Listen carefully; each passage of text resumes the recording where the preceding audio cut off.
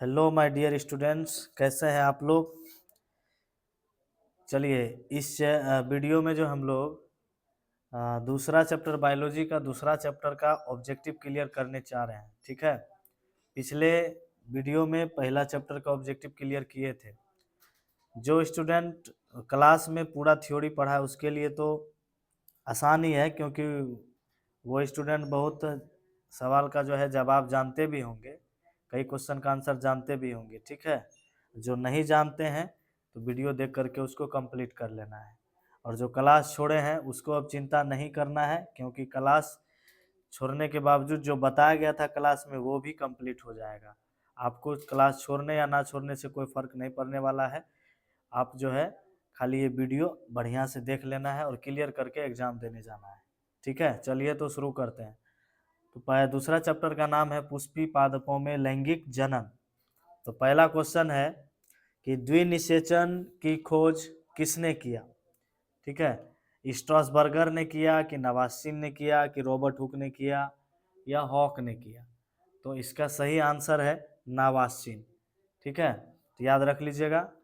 दूसरा क्वेश्चन है वायु परागित पुष्प सामान्यतः होते हैं, यानी ऐसा पुष्प जो वायु के द्वारा परागन जिसमें होता है उसे उस पुष्प वो जो पुष्प होता है वो कैसे होते हैं, आकर्षक होते हैं कि छोटे होते हैं कि रंगहीन होते हैं या इनमें से दोनों होते हैं। ठीक है, तो याद रखिएगा छोटे और रंगहीन दोनों होते हैं। ठीक है ना। नेक्स्ट क्वेश्चन है एनिमोफिली परागन निम्न में से किसके द्वारा होता है। एनेमोफिली जो है एक इंग्लिश है किसी का, ठीक है ना। तो वायु के द्वारा जो परागन होता है ना, जिसमें वायु के द्वारा परागन की क्रिया होती है उसे एनेमोफिली कहा जाता है। तो यहाँ पर क्वेश्चन एनेमोफिली परागन निम्न में से किसके द्वारा होता है, तो आपको आंसर याद रखना है वायु के द्वारा, क्योंकि वायु के द्वारा ही परागन होता है ना, जिसमें उसी को एनेमोफिली कहा जाता है। नेक्स्ट है एंटोमोफिली पर परागन निम्न में से किसके द्वारा होता है। तो याद रखिएगा जिसमें पक्षियों के द्वारा परागन होता है उसे एनेमोफिली परागन या एनेमोफिली पर परागन कहते हैं। यानी पक्षियों द्वारा होने वाले परागन को एनेमोफिली नहीं एंटेमोफिली पर परागन कहते हैं। कोई दिक्कत। वायु के द्वारा जो परागन होता है उसे एनेमोफिली कहते हैं, और पक्षियों के द्वारा जो परागन होता है उसे एंटोमोफिली कहते हैं। तो याद रखना है आपको। 5 नंबर का क्वेश्चन है इनमें से कौन नर युग्मक से संयोजन करके भ्रूणपोष बनाता है।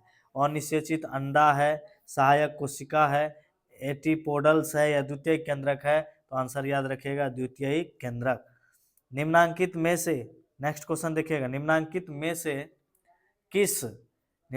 में से किस पौधों के प्रजातियों में बीज का उत्पादन असंग जनन द्वारा होता है। एस्टेरसिया एवं घास या सरसों या साइट्रस एवं आम या इनमें से कोई नहीं। इसका आंसर हो जाएगा एसरटिया, एस्टेरसिया एवं घास।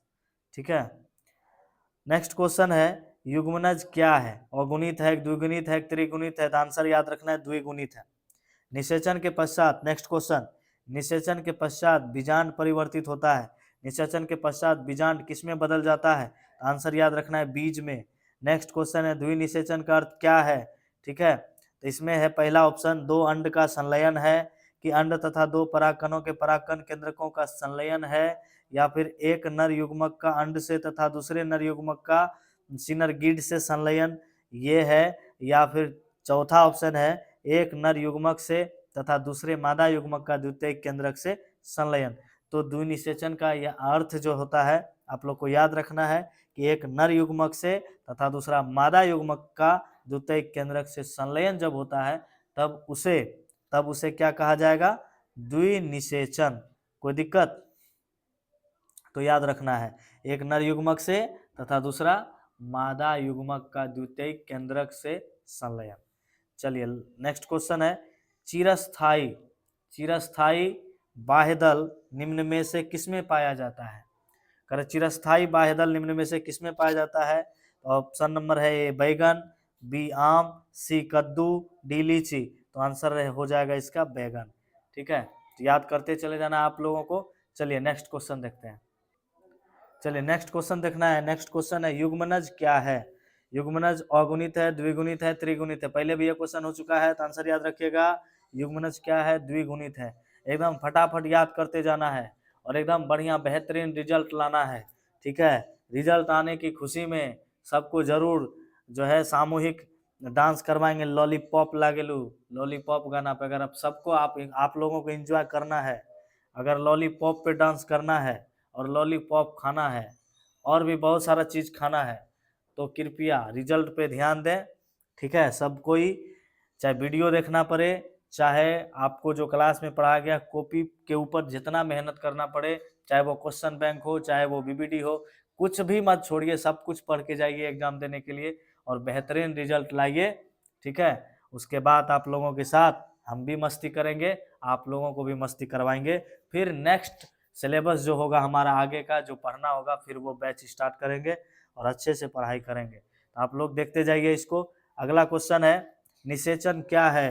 अंडा तथा नर न्यूक्लियस का संयोजन है, या अंड तथा सेकेंडरी न्यूक्लियस का संयोजन है, या अंड तथा सिनर्जीड का संयोजन है, या फिर इनमें से कोई नहीं। तो इसका याद रखना है, निषेचन जो है अंडा तथा नर न्यूक्लियस का संयोजन है। ए नंबर ऑप्शन सही हो जाएगा। तो अगला क्वेश्चन है, चींटियों द्वारा परागन को क्या कहते हैं। तो याद रखिएगा, अभी तुरंत बताए थे, पक्षियों द्वारा अगर परागन होता है तो उसे एंटिमोफिली कहते हैं, और वायु के द्वारा जब परागन होता है उसे एनिमोफिली कहते हैं, और जब चींटियों के द्वारा परागन होता है तब उसे मार्मिकोफिली कहते हैं। तो ध्यान में रखना, ये सब क्वेश्चन इंपोर्टेंट है। वायु परागित पुष्प सामान्यतः होते हैं, कैसे होते हैं, आकर्षक होते हैं, छोटे होते हैं, रंगीन होते हैं। एक और क्वेश्चन ये था, ये लगता है रिपीट हो गया है, ठीक है। तो इसमें याद रखिएगा छोटे और रंगहीन दोनों होते हैं। नेक्स्ट क्वेश्चन है, एनिमोफिली परागन निम्न में से किसके द्वारा होता है। ये भी शायद रिपीट हो गया है, आंसर याद रखिएगा वायु, ठीक है। नेक्स्ट क्वेश्चन है, वेलिसनेरिया में किस प्रकार का परागन होता है। जल द्वारा, वायु द्वारा, या कीट द्वारा, या पक्षी द्वारा। तो आंसर याद रखना है, वेलिसनेरिया में जल परागन द्वारा निषेचन होता है। नेक्स्ट क्वेश्चन है, ऑर्नियोफिली पर परागन किसके द्वारा होता है। ऑर्नियोफिली, ठीक है। ऑर्नियोफिली याद रखना है पक्षियों के द्वारा। किसके द्वारा, ऑर्नियोफिली, पक्षियों के द्वारा परागन को ही ऑर्नियोफिली कहते हैं। समझ गए, ऑर्नियोफिली। थोड़ा इसमें से हमको डाउट है, देखिएगा तो हम जो थ्योरी में बताए थे कॉपी में यही है क्या, यही होगा तो सही कर लीजिएगा, नहीं तो कॉपी में जो होगा हम थोड़ा कंफर्म नहीं है, ठीक है। तो फिलहाल के लिए यहाँ पे छोड़ते हैं इसको, आप देख लीजिएगा कॉपी में क्या है इसका। नहीं होगा तो फिर हमको बोलिएगा, क्लास में बताएंगे। एक प्रारूप पुष्प में प्रायः कितने प्रकार के पुष्प पत्र होते हैं। 4 होते हैं, 3 होते हैं, 2 होते हैं, या 1 होते हैं।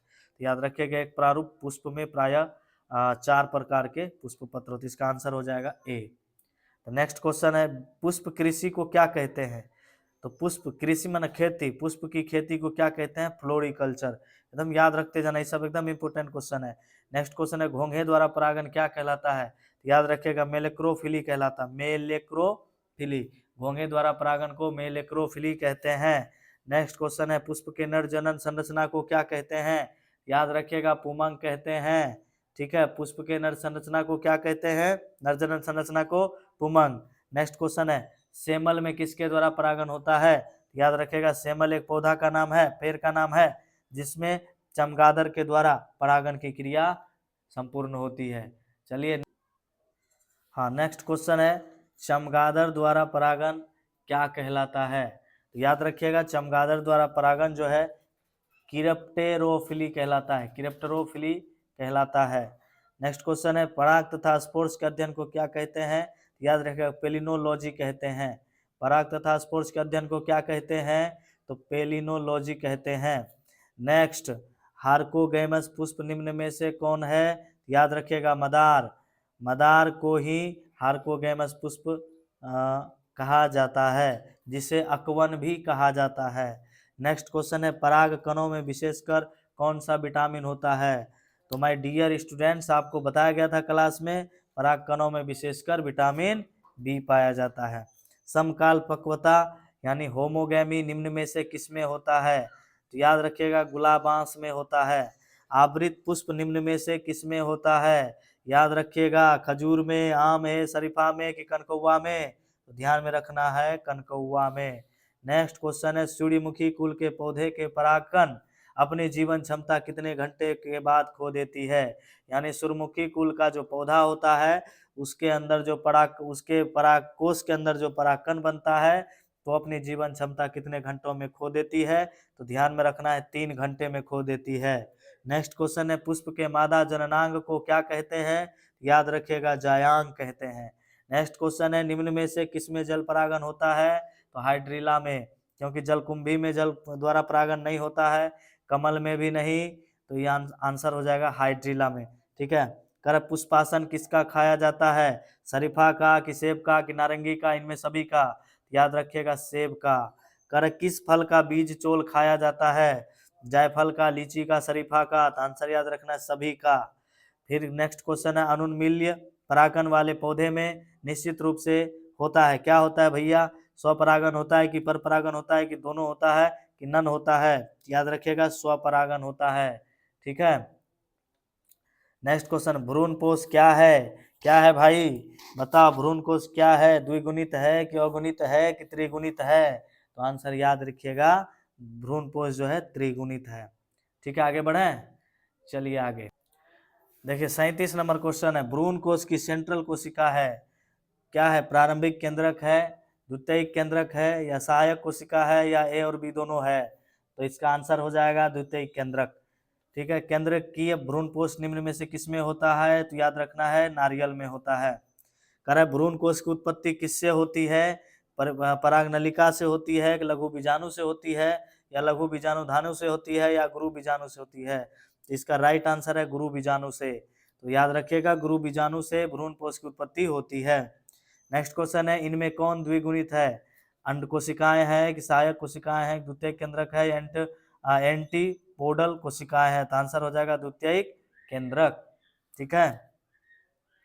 नेक्स्ट क्वेश्चन आवृत बीजी पौधों में बीज के निर्माण के समय द्वितीयक केंद्रक परिवर्तित हो जाता है। आवृत बीजी पौधे में बीज के निर्माण के समय द्वितीयक केंद्रक किसमें परिवर्तित हो जाता है? भ्रूण में हो जाता है कि भ्रूणपोष में हो जाता है, बीजपत्र में या बीजचोल में? तो सही आंसर है भ्रूणपोष में। नेक्स्ट क्वेश्चन है परागकोश भित्ति में इनमें कौन सा नहीं होता है? तो परागकोश भित्ति में इनमें से कौन सा नहीं होता है? एंडोथीसियम नहीं होता है, या मध्य परत नहीं होता है, या टेपिटम नहीं होता है, या इंटेगुमेंट नहीं होता है? तो इसका सही आंसर हो जाएगा इंटेगुमेंट, क्योंकि टेपिटम तो परागकोश की भित्ति में होता है, मध्य परत भी होता है, एंडोथीसियम भी होता है। ठीक है। तो कौन नहीं होता है पूछ रहा है, तो कौन नहीं होता? इंटेगुमेंट नहीं होता है। नेक्स्ट क्वेश्चन है जायगोट से भ्रूण बनने तक की क्रियाओं को क्या कहते हैं? तो याद रखिएगा एम्ब्रियोजेनी कहते हैं, एम्ब्रियोजेनी कहते हैं।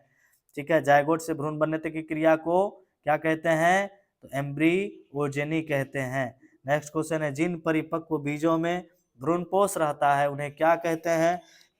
इसका आंसर हो जाएगा एंडोस्पर्मिक कहते हैं। कह रहे जब एक भ्रूणपोष में भ्रूण की संख्या एक से अधिक होती है तब उस स्थिति को क्या कहते हैं? तो याद रखिएगा पॉलीएम्ब्रियोनी कहते हैं। ठीक है ना। जब एक भ्रूणपोष में भ्रूण की संख्या एक से अधिक हो जाए तब उसे पॉलीएम्ब्रियोनी कहते हैं। नेक्स्ट क्वेश्चन नेक्स्ट है कि पॉलीएम्ब्रियोनी पाई जाती है। पॉलीएम्ब्रियोनी किसमें पाई जाती है? मक्का में, सिट्रस में, या पपीता में, या नीम में? तो ध्यान में रखना है सिट्रस में पाई जाती है। ठीक है, आगे बढ़े। नेक्स्ट क्वेश्चन देखिए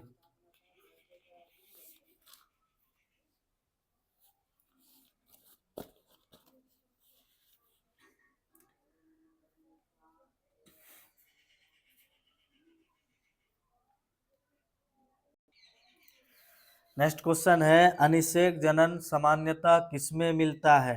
अंगूर में कि आम में कि नींबू में या लीची में? तो आंसर हो जाएगा अंगूर में। कह रहे बहुभ्रूणता सबसे ज्यादा किसमें होता है? जिम्नोस्पर्म में होता है कि टेरिडोफाइट में, आवृत बीजी में, या ब्रायोफाइट में? तो याद रखना है जिम्नोस्पर्म में बहुभ्रूणता सबसे ज्यादा होता है। नेक्स्ट क्वेश्चन है अंडक का बिना निषेचित हुए विकसित होना क्या कहलाता है? याद रखिएगा पार्थिनोकार्पी कहलाता है। सत्य फल का निर्माण किससे होता है? तो अंडाशय से होता है। तो याद रखिएगा, अंडाशय से सत्य फल का निर्माण होता है। नेक्स्ट क्वेश्चन है, इनमें से किसका पुष्पासन खाया जाता है? जिसका सही आंसर हो जाएगा सेब का। परागकण का सबसे बड़ा केंद्रक क्या होता है? याद रखिएगा, नलिका केंद्रक। करण निषेचन के बाद फल का निर्माण निम्नलिखित में से किससे होता है? तो याद रखिएगा, निषेचन के बाद फल का निर्माण अंडाशय से होता है। नेक्स्ट क्वेश्चन है, किस फल का बीज चोल खाया जाता है? तो आंसर याद रखना है कि इसमें ऑप्शन है जायफल, लीची, शरीफा, इनमें सभी। तो याद रखिएगा, इनमें सभी, यानी जायफल का भी बीज चोल खाया जाता है, लीची का भी, शरीफा का भी बीज चोल खाया जाता है, इसलिए आंसर हो जाएगा इनमें सभी। नेक्स्ट है, असत्य फल का उदाहरण निम्न में से कौन है? तो इसका आंसर हो जाएगा सेब। सेब को ही असत्य फल कहा जाता है। कह रहे यदि एक पौधे की लघु बीजाणु मातृ कोशिका में 16 गो गुणसूत्र है तो भ्रूणपोष में कितने गुणसूत्र होंगे? याद रखिएगा, 24 गुणसूत्र होंगे। कह रहे निम्न में से कौन द्विगुणित संरचना है? याद रखिएगा, कई बार क्वेश्चन हो गया युग्मनज। ठीक है, अंडाणु भी नहीं है, भ्रूणपोष भी नहीं है, तो युग्मनज हो जाएगा आंसर। नेक्स्ट क्वेश्चन है, निम्न में से कौन नर युग्मक से संयोजन करके भ्रूणपोष बनाता है? निस्तकांड बनाता है, या एंटीपोडल्स बनाता है, या सहायक कोशिका, या द्वितीयक केंद्रक? तो सही आंसर हो जाएगा द्वितीयक केंद्रक। ठीक है, नेक्स्ट क्वेश्चन देखिए। नेक्स्ट क्वेश्चन है, एनाट्रोपस बीजांड का आकार होता है। एनाट्रोपस बीजांड का आकार कैसा होता है? वक्राकार होता है कि गोलाकार होता है कि सीधा होता है कि उल्टा होता है? तो इसका सही आंसर हो जाएगा उल्टा। ठीक है, चलिए आगे देखते हैं। हाँ देखिएगा आगे। आगे है, बहुभ्रिंता की खोज किसने की? याद रखिए, ल्यूएन हॉक ने की। फ्लोरिकल्चर से क्या तात्पर्य है? याद रखिएगा, पुष्पों की खेती को ही फ्लोरिकल्चर कहता है, जिसका आंसर हो जाएगा पुष्पों की खेती। नेक्स्ट क्वेश्चन, 1000 परागकणों के निर्माण हेतु कितने अर्धसूत्री विभाजन की आवश्यकता होगी? तो आंसर होगा 250, 250। ठीक है ना। नेक्स्ट क्वेश्चन है, पोरोगैमी में पराग नलिका किससे होकर भ्रूण कोष तक पहुंचती है? याद रखिएगा, माइक्रोपाइल के द्वारा। नेक्स्ट क्वेश्चन है, प्रकृति में 80% परागण किससे प्राप्त होता है? तो याद रखिएगा, मधुमक्खियों के द्वारा। नेक्स्ट क्वेश्चन है, जिन परिपक्व बीजों में भ्रूणपोष उपस्थित रहता है उनको क्या कहता है? तो आंसर याद रखिएगा, एंडोस्पर्मिक कहता है। नेक्स्ट क्वेश्चन है, लैंगिक जनन का अंतिम परिणाम क्या है? इसका आंसर हो जाएगा बीज। नेक्स्ट क्वेश्चन है, आवृत बीजी पादप में बीज के निर्माण के समय द्वितीयक केंद्रक निम्नलिखित में से किनमें परिवर्तित हो जाता है? जिसका आंसर हो जाएगा भ्रूणपोष।